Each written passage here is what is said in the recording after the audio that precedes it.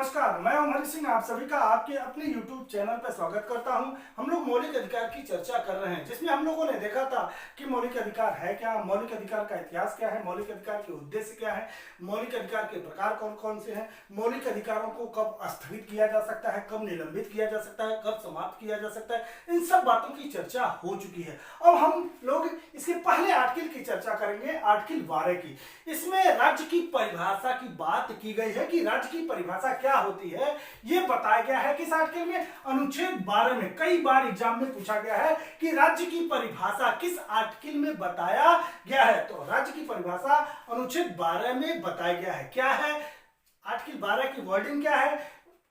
Article 12 कहता है या अनुच्छेद 12 कहता है कि जब तक अन्यथा अपेक्षित न हो या जब तक अन्यथा वर्जित न हो, राज्य की परिभाषा में निम्नलिखित शामिल होंगे। जब तक अन्यथा अपेक्षित न हो, जब तक कोई अन्य शर्त न लगा दी जाए, कुछ अन्य शर्तें न जोड़ दी जाए, तब तक राज्य की परिभाषा में यह निम्नलिखित शामिल होगा। कौन कौन शामिल होगा? इस राज्य की परिभाषा में निम्नलिखित शामिल होंगे। कौन कौन शामिल होंगे? भारत सरकार और उसकी संसद। भारत सरकार, यहां सरकार से मतलब क्या है? कार्यपालिका से है। भारत सरकार और भारत सरकार की क्या? संसद, अर्थात राष्ट्रपति आते हैं। भारत सरकार में कौन आते हैं? राष्ट्रपति आते हैं, उनके अधिकारीगण आते हैं। अधिकारी कौन होगा? प्रधानमंत्री होगा, उनकी मंत्री परिषद होगी, अर्थात मंत्रीगण होंगे। तो भारत सरकार और उसकी संसद, भारत सरकार उसकी संसद, संसद में कौन आएगा? लोकसभा, राज्यसभा और यहाँ कौन रहता है? राष्ट्रपति रहते हैं। ये तीनों मिलकर संसद का निर्माण करते हैं। तो राज्य की परिभाषा में भारत सरकार और उसकी संसद शामिल है। तो ये सरकार हो गई, यह उसकी क्या हो गई? संसद हो गई। इसी तरह ये तो शामिल है। साथ साथ प्रत्येक राज्य की सरकार, प्रत्येक राज्य की सरकारें, अर्थात भारत में जितने राज्य हैं सभी राज्य सरकारें इस राज्य की परिभाषा में शामिल है। साथ साथ जहां जहां विधानमंडल है वह भी राज्य की परिभाषा में शामिल है। अर्थात सरकार भी है और विधानमंडल भी है, अर्थात कार्यपालिका भी है और व्यवस्थापिका भी है। अर्थात यहाँ कौन कौन होगा? यहाँ कौन होगा? राज्यपाल होंगे और मुख्यमंत्री होंगे, मंत्री होंगे। ये कार्यपालिका होती है और ये सरकार है। ठीक है, तो प्रत्येक राज्य की सरकार और विधानमंडल, विधानमंडल में कौन होगा? कौन होगा? विधानसभा होगा, विधान परिषद होगा, जहां जहां विधान परिषद होगी यहाँ राज्यपाल होंगे। ये तीनों मिलकर विधानमंडल का निर्माण करते हैं। तो राज्य की सरकार है, प्रत्येक राज्य की सरकार है, 2800 राज्य की सरकार है। और जहां विधानमंडल है, विधानमंडल भी राज्य की परिभाषा में शामिल है। तो दो चीजें, भारत सरकार और उसकी संसद अर्थात कार्यपालिका और व्यवस्थापिका भी राज्य की परिभाषा में शामिल है। उसी तरह प्रत्येक राज्य की सरकार है और विधानमंडल राज्य की परिभाषा में शामिल है। 12 में जो परिभाषा दी गई है उसमें शामिल है। तीसरा आता है स्थानीय प्राधिकारी। स्थानीय प्राधिकारी, स्थानीय प्राधिकारी से तात्पर्य, ठीक है, क्या है? नगर निगम, नगर पालिका, पंचायतें, नगर निगम, नगर पालिका, पंचायतें भी इस राज्य की परिभाषा में शामिल हैं। 12 में दिए गए राज्य की परिभाषा में शामिल है, क्योंकि यह आर्टिकल में बता दिया गया है कि स्थानीय प्राधिकारी भी राज्य की परिभाषा में शामिल है। जैसे नगर निगम, नगर पालिका और पंचायतें इस राज्य की परिभाषा में शामिल है। ये स्थानीय प्राधिकारी हो गए। अन्य प्राधिकारी जो इन तीनों में नहीं आते, वो अन्य प्राधिकारी में आएंगे, वो भी राज्य की परिभाषा में शामिल है। विश्वविद्यालय आएगा। कौन सा? विश्वविद्यालय आएगा। बैंक आएगा, भारतीय स्टेट बैंक आ गया, पंजाब नेशनल बैंक आ गया, बैंक भी आएगा जो सरकारी है। ठीक है, LIC भारतीय जीवन बीमा निगम आ गया, BSNL हो गया, लोक सेवा आयोग हो गया, चाहे संघ लोक सेवा आयोग हो, चाहे राज्य लोक सेवा आयोग हो, चाहे संयुक्त लोक सेवा आयोग हो, भारतीय दूतावास, जो विदेशों में भारतीय दूतावास है वो भी राज्य की परिभाषा में शामिल है। स्टॉक एक्सचेंज भी आ गया, ये भी राज्य की परिभाषा में शामिल है। तो ध्यान रखिए, अन्य प्राधिकारी में विश्वविद्यालय, बैंक, LIC, BSNL, लोक सेवा आयोग, चाहे संघ लोक सेवा आयोग हो, राज्य लोक सेवा आयोग हो, संयुक्त लोक सेवा आयोग हो, भारतीय दूतावास, चाहे कहीं किसी भी देश विदेश में स्थापित हो, स्टॉक एक्सचेंज भी राज्य की परिभाषा में शामिल है। ध्यान रखिए, छात्र संघ छात्र संघ राज्य की परिभाषा में शामिल नहीं है। तो यहाँ राज्य की परिभाषा आर्टिकल 12 में बताया गया।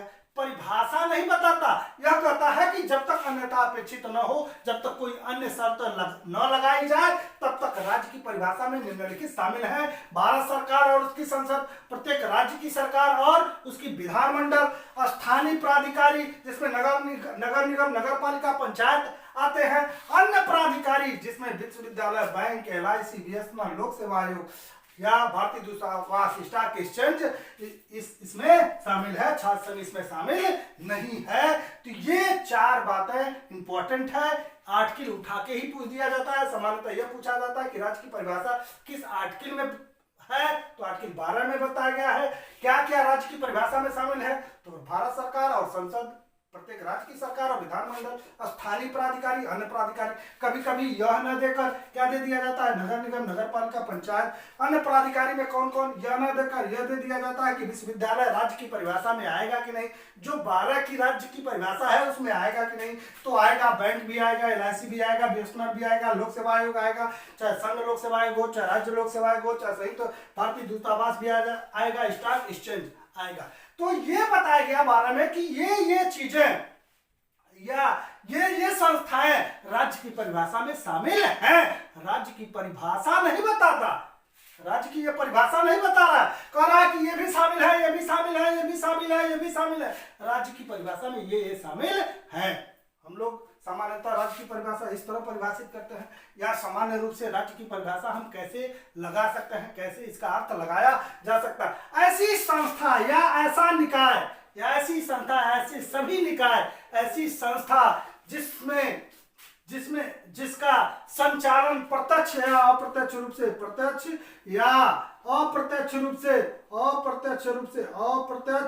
रूप से किसके द्वारा किया जा रहा हो, जिसका संचालन, ऐसी संस्था, ऐसा निकाय जिसका संचालन प्रत्यक्ष या अप्रत्यक्ष रूप से सरकार द्वारा संचालित किया जा रहा हो। ऐसी संस्था, ऐसा निकाय जिसका प्रत्यक्ष और अप्रत्यक्ष रूप से संचालन किसके द्वारा, सरकार द्वारा संचालित किया जा रहा हो, जिसमें जनता का धन लगा हो, किसका धन लगा हो, जनता का धन लगा हो, अर्थात सार्वजनिक हो, जनता का धन लगा हो, जिनके अधिकारियों की नियुक्ति किसकी, अधिकारियों की नियुक्ति किसके द्वारा, सरकार द्वारा किया जाता हो, इनके वेतन भत्ते सुविधाएं सरकार द्वारा दिया जाता हो, और ये सरकार के नियंत्रण में कार्य करते हैं, उसे ऐसी संस्था को हम, ऐसी निकाय को, ऐसे निकाय को या ऐसी संस्था को हम क्या मानते हैं, राज्य की परिभाषा में शामिल करते हैं। ठीक है। विश्वविद्यालय, सरकारी विश्वविद्यालय है, किसके द्वारा संचालित होता है, सरकार द्वारा संचालित होता है। इनके अधिकारियों की नियुक्ति, टीचरों की नियुक्ति, प्रवक्ताओं की नियुक्ति, प्रोफेसरों की नियुक्ति कौन करता है, सरकार करती है। नियंत्रण कौन करता है, सरकार करती है। वेतन भत्ते कौन देता है, सरकार करती है। किसका धन लगा है, सरकार का, जनता का धन लगा है। ठीक है। इनको हटाने की शक्ति किसे है, सरकार को है। तो ऐसी संस्था, ये भी क्या है, ऐसी संस्था जिसका संचालन प्रत्यक्ष और अप्रत्यक्ष रूप से सरकार द्वारा किया जाता हो, अधिकारियों की नियुक्ति सरकार द्वारा की जाती हो, वेतन भत्ते सुविधाएं सरकार द्वारा दिया जाता हो, और सरकार के नियंत्रण में कार्य करते हो, और उसमें जनता का धन लगा हो, ऐसी संस्था या ऐसी निकाय को हम राज्य की परिभाषा में शामिल करते हैं। अगर ये भी फेल कर जाए परिभाषा, तो अगला लाइन समझिए। ऐसा निकाय जो नियम बनाता हो, क्या करता हो, ऐसा निकाय जो नियम बनाता हो, क्या करता हो, नियम बनाता हो, नियमों को लागू करता हो, नियम बना रहा है उसे लागू करता हो, और उल्लंघन पर दंड देता हो, उसे हम राज्य की परिभाषा में शामिल कर सकते हैं। अर्थात ऐसी संस्था, ऐसा निकाय जो नियम बना रहा हो और उन नियमों को लागू कर रहा हो, और उल्लंघन पर नियमों के उल्लंघन पर दंड दे रहा हो, तो ऐसी संस्था को हम राज्य की परिभाषा में शामिल कर सकते हैं। तो एक लाइन में ये भी समझिए, ऐसी संस्था जो नियम बनाता हो, लागू करता हो और उल्लंघन पर दंड देता हो, ऐसी संस्था या निकाय को हम राज्य की परिभाषा में शामिल कर सकते हैं। विश्वविद्यालय नियम बनाता है, उल्लंघन पर दंड देता है, नियमों को लागू करता है। तो ये राज्य की परिभाषा किस आर्टिकल में दिया गया है? 12 में दिया गया है। कहता है 12 कि जब तक अन्यथा अपेक्षित न हो, अन्य शर्त न लगाई जाए, तब तक राज्य की परिभाषा में निम्नलिखित शामिल है: भारत सरकार, संसद, प्रत्येक राज्य की सरकार, विधानमंडल, स्थानीय प्राधिकारी, नगर निगम, नगर पालिका, अन्य प्राधिकारी, ये सब आ जाएंगे। अगर इन परिभाषाओं को आप नहीं समझ पा रहे हैं तो इसे जरूर याद रखिए, फिर इसे भी याद रखिए, लेकिन इन 4 बातों को जरूर याद रखिएगा। अब प्रश्न उठता है कि राज्य की परिभाषा को मौलिक अधिकार में रखने का उद्देश्य क्या है? इस राज्य की परिभाषा को ऐसे ही कह देता कि राज्य की परिभाषा ये है, इसे आर्टिकल में बनाने का मतलब क्या है? तो इसका उद्देश्य यह है कि मौलिक अधिकार को विस्तृत किया जा सके, अर्थात कोई भी संस्था हो, कोई भी निकाय हो, चाहे वो सरकारी हो या अन्य हो, ठीक है, अन्य अधिकारी हो, वो भी मौलिक अधिकारों का आपके मौलिक अधिकारों का उल्लंघन नहीं कर सकते। अगर ये लोग भी आपके मौलिक अधिकारों का उल्लंघन करते हैं तो आप उनके खिलाफ वाद दायर कर सकते हैं। तो राज्य की परिभाषा मौलिक अधिकार में रखने का उद्देश्य ये है कि मौलिक अधिकार को विस्तृत किया जा सके, बड़े पैमाने पर लागू किया जा सके। दोस्तों, ये रहा राज्य की परिभाषा, राज्य के अर्थ और कौन कौन सी संस्थाएं राज्य की परिभाषा में शामिल हैं। अगर ये वीडियो अच्छा लगा हो तो लाइक और शेयर जरूर करिए, चैनल को सब्सक्राइब करिए, बेल आइकन को दबाइए, जिससे लेटेस्ट वीडियो की जानकारी मिल सके। अगले लेक्चर में हम लोग आर्टिकल 13 की चर्चा करेंगे, जो काफी इंपॉर्टेंट है। मौलिक अधिकार की यह रीढ़ की हड्डी है और यहाँ से काफी क्वेश्चन पूछे जाते हैं। बहुत बहुत धन्यवाद।